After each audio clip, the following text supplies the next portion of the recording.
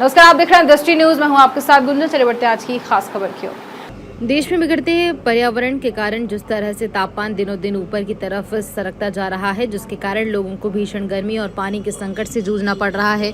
जहां सड़कों के किनारे सैकड़ों की संख्या में छायादार वृक्ष हुआ करते थे, अब कई किलोमीटर के बाद भी वृक्ष दिखाई नहीं देते हैं। इन तमाम चीजों पर हमारे रिपोर्टर्स यशपाल यादव ने सीधी बात की सुरेंद्र सिंह जी दांगी पंचायत संस्था के अध्यक्ष से, और उन तमाम विषयों को छुआ जिन चाहे पेड़ों लगाने की बात हो, गर्मियों में पक्षियों को मिट्टी के सकोरों में ठंडा पानी उपलब्ध कराने की बात हो, या उन्हें दान उपलब्ध कराने की बात, तो आवारा पशुओं के लिए पानी की टंकियां रखने की बात हो, यह मानव के छोटे से प्रयास अगर लोगों को समझ में आ गए तो बड़ी क्रांति का रूप ले सकते हैं।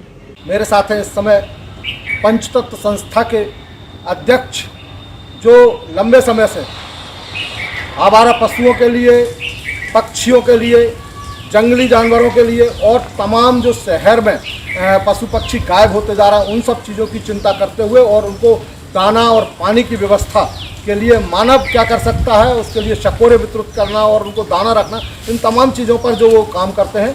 तो आज मेरे साथ एक ऐसी शख्सियत है जो मूक बधिर पशु और पक्षियों के लिए और पर्यावरण के लिए तथा पेड़ लगाने के लिए जो काम करते हैं, सुरेंद्र सिंह जी दांगी। जानना चाहते हैं उनसे कि इस बार जो टेम्परेचर इतना ज़्यादा गया है, इतना टेम्परेचर पहले कभी नहीं गया, और अब पारा जो है वो मध्य प्रदेश में अगर बात करें तो जो है वो दतिया में 48 डिग्री तक जा चुका है, और विदिशा जिले में 45-46, भोपाल में 45-46, 47 के आसपास पारा चल रहा है। तो आखिर इसके लिए कौन लोग जिम्मेदार है और ये ऐसा सब क्यों हो रहा है कि जो है लगातार ये पारा इतना बड़ा है, और पशु और पक्षियों के संरक्षण के लिए वो किस तरह से काम करते हैं, पेड़ लगाने के लिए वो किस तरह से काम करते हैं। पंचतत्व संरक्षण समिति सन 2000 से इस पर्यावरण के क्षेत्र में सक्रिय है। 2009 में हमने इस संस्था का पंजीयन कराया। तब से हम लोग पर्यावरण संरक्षण के हर क्षेत्र में अपना गिलहरी प्रयास करते आ रहे हैं। सबसे पहले तो हम हरियाली व्यवस्था से निःशुल्क पौध वितरण का कार्यक्रम प्रारंभ करते हैं, जो वर्ष पौधारोपण करते हैं, निःशुल्क पौधों का वितरण करते हैं। गणेश चतुर्थी पर हम मिट्टी के गणेश की मूर्तियों का निःशुल्क वितरण करते हैं, और उद्देश्य हमारा उसके प्रति ये रहता है कि जल संरक्षण के प्रति लोगों का और समाज का और सरकार का ध्यान आकर्षित कर सके। गुड़ी पड़वा के अवसर से हम पक्षी चेतना अभियान का आरंभ करते हैं। इसमें भी हमारा ब्रह्म आग्रह यह रहता है कि जल संरक्षण के प्रति जन चेतना जागृत हो, पशु पक्षियों के प्रति जन चेतना जागृत हो। इसके लिए हम मिट्टी के सकोरे वितरण करते हैं। यह काम हमारा लगातार गर्मी भर चलता है। बरसात आ रही है और आप ऐसे समय में फिर लगातार जो है पेड़ लगाने का काम करते हैं, तो ये किस तरह के पेड़ लगाते हो, कहाँ पेड़ लगाते हो? हमारी कोशिश रहती है कि हम हमारे भारतीय परिवेश के पुराने नीम, महुआ, आम, जामुन, जो बड़े छतनार वृक्ष हैं, जो पर्यावरण की दृष्टि से अधिक ऑक्सीजन का उत्सर्जन करते हैं, अधिक छाया देते हैं, ऐसे पौधों का हम अधिक से अधिक रोपण करें, और उसी दिशा में हम प्रयासरत रहते हैं। और कोई भी व्यक्ति जो पौधा संरक्षण की जिम्मेदारी ले लेता है, पौधे को पानी देने की जिम्मेदारी ले लेता है, उस जगह पंचतत्व संरक्षण समिति अपनी तरफ से पौधों का रोपण करती है और उसका ध्यान रखती है। निश्चित रूप से आप पौधों के लिए काम करते हैं, पौधे लगवाने के लिए और उन्हें पौधों को जीवित रखने के लिए, तथा सकोरे भी बांटते हैं। लेकिन इस समय जो टेम्परेचर जा रहा है, पहली चीज़ तो पानी का अभाव है, न जंगलों में पानी है, न कहीं ऐसा पानी मिल रहा है कि उनको पक्षियों को ठंडा पानी मिल सके ताकि उनके गले जो है वो तर हो सकें। तो उसके लिए आपके क्या प्रयास है? हमारा प्रयास यही है कि जन चेतना जागृत हो। निश्चित तौर से इस समय देश में पहली बार 52.9 डिग्री टेम्परेचर दिल्ली का हुआ। उसके बाद हमारे शहर गंजवासदा का शायद मेरे ख्याल से पहली बार या दूसरी बार 48 डिग्री से ऊपर टेम्परेचर गया। निश्चित ही चिंता का विषय है। जल का अभाव निरंतर होता जा रहा है। हमारा ये प्रयास है कि हम बरसात के जल को रोकें, जल के अपव्यय को रोकें, और जल संरक्षण की दिशा में जितना भी हो सके उतना हम महत्वपूर्ण प्रयास करें। वर्षा जल के संग्रहित करने के लिए वाटर सिस्टम लगवाएं, छतों के पानी को हम ज़मीन में उतारें, तालाब बनवाएं, तालाबों को गहरीकरण करें, बहते हुए पानी को कुओं में उतारें, ट्यूबवेलों में उतारें। इस तरह की हमारी जन चेतना जागृत करने के प्रयास रहते हैं। सुरेंद्र जी, इस समय जो इतना टेम्परेचर गया, ये निश्चित चिंता की बात है, लेकिन इसके लिए कौन लोग जिम्मेदार हैं, क्यों गया है, ये इस पर थोड़ा सा आप हमें बताएं।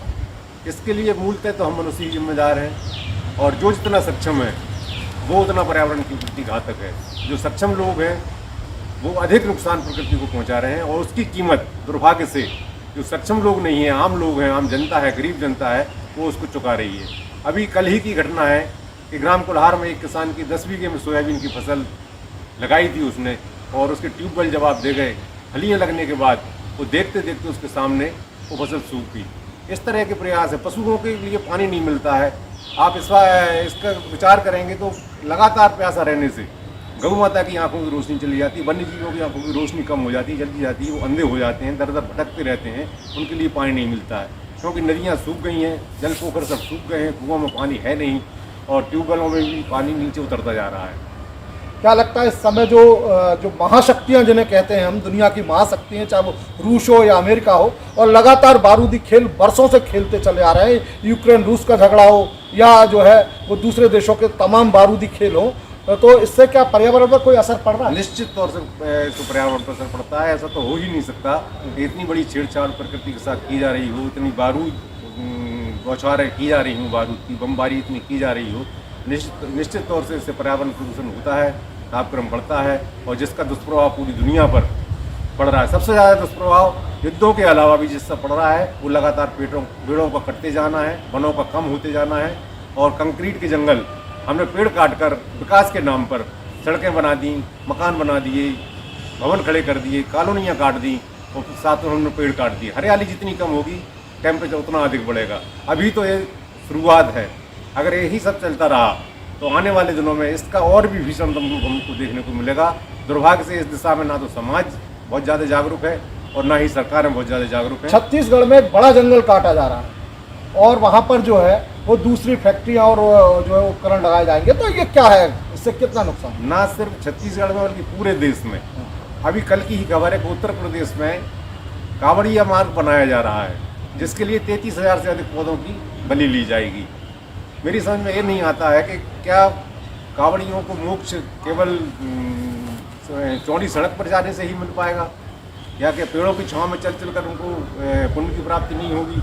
हालांकि कोई भी सच्चा कांवड़िया इस दिशा में कभी पेड़ों को काटने की सलाह नहीं देगा, लेकिन सरकारें सिर्फ अतिरेक के माध्यम से, सिर्फ अपने आप को बहुत अधिक धार्मिक सिद्ध करने के प्रयासों में इस तरह के प्रतिकूल और प्रतिगामी कदम उठा रही है, जिससे प्रकृति का लगातार विनाश हो रहा है और इसका परिणाम पूरा देश, समाज और दुनिया भुगत रही है। निश्चित रूप से ये थे मेरे साथ सुरेंद्र सिंह जी दांगी, पर्यावरणविद, और उन्होंने पर्यावरण के क्षेत्र में एक एक चीज़ को बारीकी से छुआ, चाहे वो बारूदों की बौछार हो या पेड़ों का काटा जाना हो, पानी का बेतरतीब जो है वो दुरुपयोग हो, तमाम इन सब चीज़ों को छूते हुए उन्होंने बताया कि मनुष्य को जाग जाना चाहिए, जाग जाना चाहिए, जाग जाना चाहिए। अगर अभी भी इन सब चीज़ों के प्रति मनुष्य जागरूक नहीं हुआ तो इसके परिणाम हमारी आने वाली पीढ़ियां बहुत बुरी तरह से भुगतेंगी। दृष्टि न्यूज़ के लिए यशपाल यादव।